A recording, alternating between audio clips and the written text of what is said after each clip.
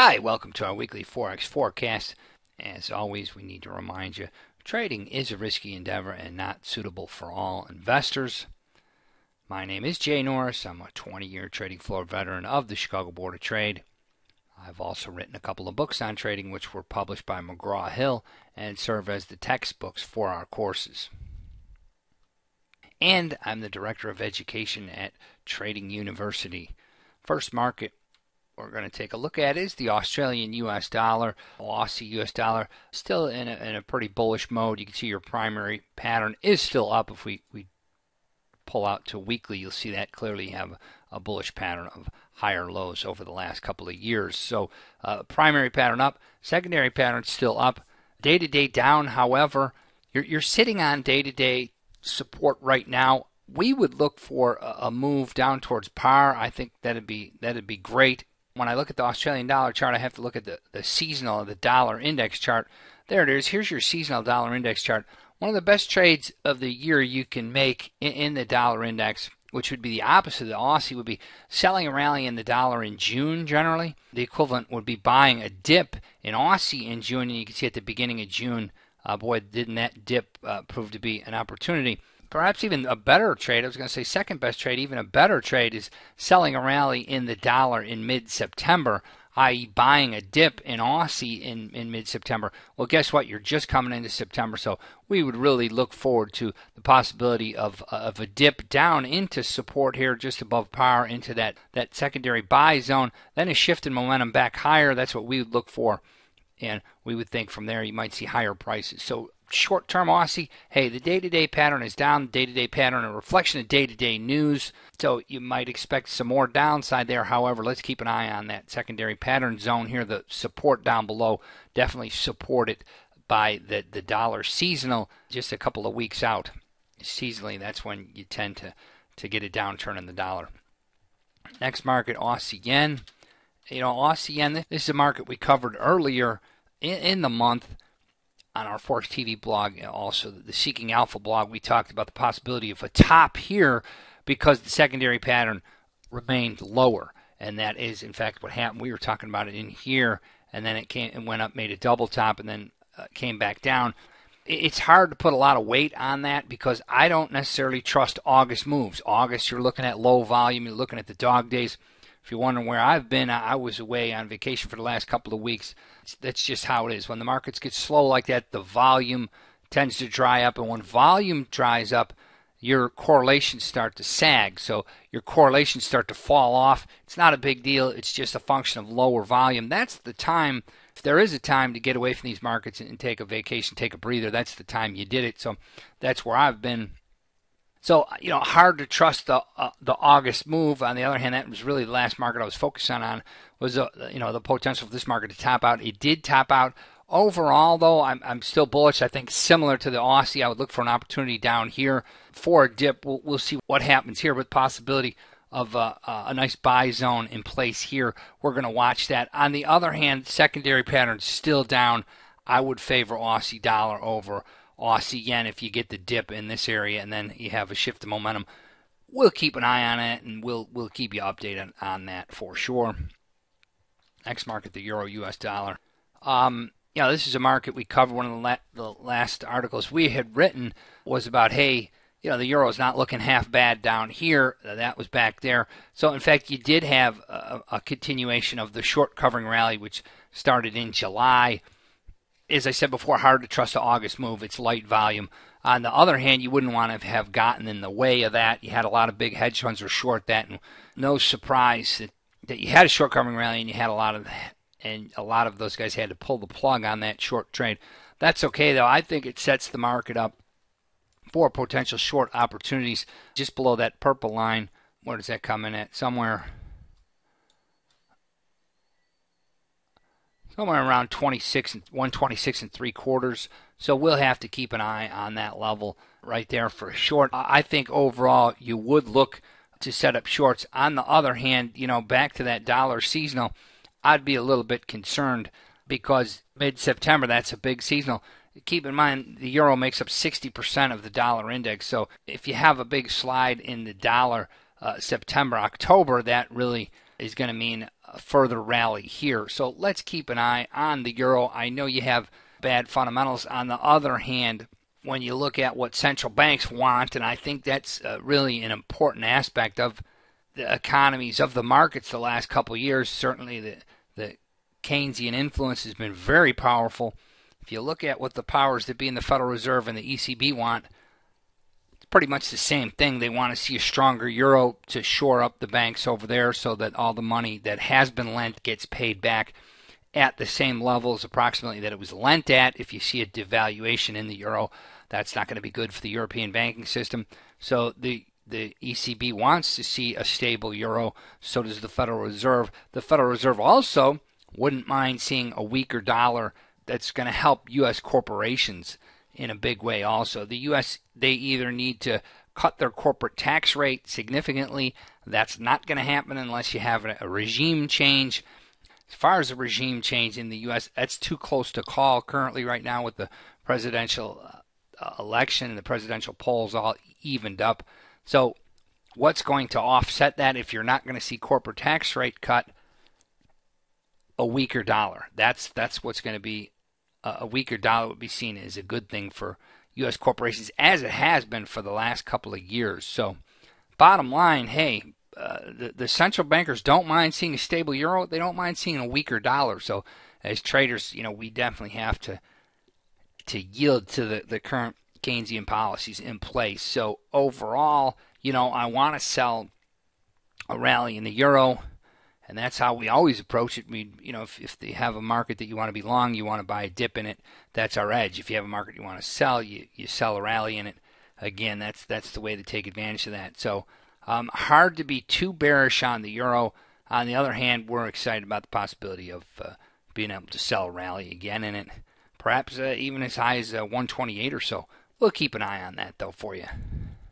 X market, euro, yen. What can you say? Primary pattern down, secondary pattern down. Your day-to-day is up. You had a day-to-day rally. Look at it slowed down right at resistance there, right at our pattern line. So we would expect that. Here's a market where I'm not quite sure where to take it because I'm a little bit leery. We pointed out seasonals before, and seasonals is very important this time of the year. When you look at your Japanese yen seasonal, this is the futures now. This is the time you'd be buying dips in the yen. On the other hand,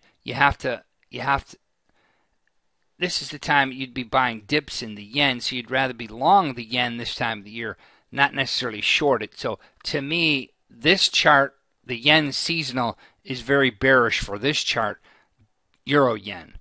It's hard to make a case either way in the euro, but certainly you can see the seasonal is telling us that you don't want to be caught short the yen. So from my perspective, bullish seasonal in the yen currently could potentially have a bearish effect on this chart. So that would be something we would look at. Next market, pound dollar. The pound dollar is very interesting for me right now. I have to pull out to the weekly to show you why. You're in a lot of letters on there. You're in a nice buy zone, a long-term primary pattern buy zone, primary pattern up. So any kind of dip in here has been well supported. We like seeing that historically too. You go back the past year or so, the market continues to find support there. Come back to a daily chart, and it's a healthy enough looking market. I like the idea of buying a dip here. And once again, I can peel out to those seasonals, and once again, I'll peel out to the seasonal and the dollar index. Dollar index, historically, one of the best trades of the year is selling a rally in the dollar in September, i.e. buying a dip in the pound. That would be the equivalent of buying a dip in the pound in September. You're just getting into September, so I've marked out a pattern zone there that could be of pretty good interest to us. So that's going to be something to watch too. I like this pound overall.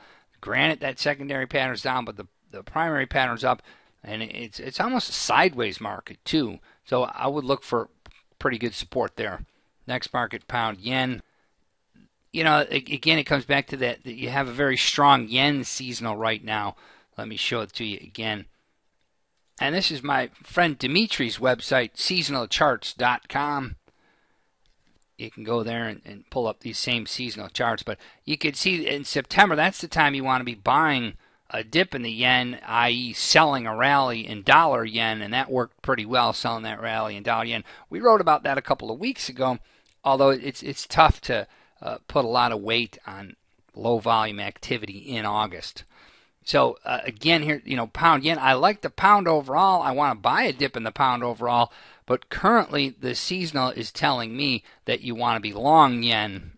That's bearish. So a bullish move in yen futures, yen dollar would be a bearish move for pound yen. So keep that in mind. You could have a retest of the July low here in pound yen. Dollar CAD, I'm pulling back to a weekly there to show you the primary is up, but the secondary is down. I have no interest in this market. I have no interest in this market because I'm just nervous about being long dollars. A couple things here. That dollar seasonal right there, you see one of the best trades of the year is sell a rally in the dollar in September, i.e. sell a rally in dollar CAD. So I'd rather be selling rallies here than buying dips. Here's back to the dollar CAD. Something else has me nervous also, and that's interest rates in the U.S. are so low. Here, let me pull that up. The upside down world of negative interest rates. This was an article that was in Business Week. Now, this is not just journalists coming up with this who contributed to this article, but the Federal Reserve Bank of New York. The New York Fed wrote, if interest rates go negative, or be careful what you wish for, by Fed economists. So, if the Fed is doing a research paper on the effects of negative interest rates, then we better pay attention to that. If you were ever to see negative interest rates, a big beneficiary of that would be the Canadian dollar. The Canadian would strengthen, so dollar CAD would weaken. So I really have no interest in this pair. I wrote a couple of weeks ago that maybe we'll take a look at it at the end of the quarter, meaning end of September. I don't even know then. I don't think I'll have any interest in dollar CAD till either something breaks in the election and we can see we have a clear front runner heading up to the election, or just wait till after the election. I think 4 more years of Obama would probably be Canadian bullish, so that'd be bearish for dollar CAD. Dollar Chief, you can see it's on short-term support here. It's another one where I don't want to be long the dollar any longer going into mid-September, because I know that's a pretty powerful seasonal. The Chief, it's really been the beneficiary of Keynesian policies in Switzerland. That's not to say that they can't continue to keep this market propped up, but on the other hand, it's just one where I just don't have an interest in it. I think there'll be easier pockets to pick into September, into towards the end of the year. I think Aussie dollar would be a better look than the Canadian here, and I think the pound too may be a better trade to look at than the Chief here. Let's wrap it up with dollar yen. Getting right to the point. Here's dollar yen. Let me home in so you can see it a little tighter. That's a 764 retracement, and we've talked about that in the articles and on YouTube too. We've made some videos about that. That's funny how that the dollar yen loves that 764. I think Tim Kelly called that a shaved bottom in Ichimoku terms, and I hope I got that right. But Tim called that bottom there, and he was spot on that. So you had a short covering rally, but what happened? That short covering rally fell down pretty quickly. And again, the reason I keep hitting the seasonal is because when the big seasonals are there, the longer term traders know it. The old timers know that.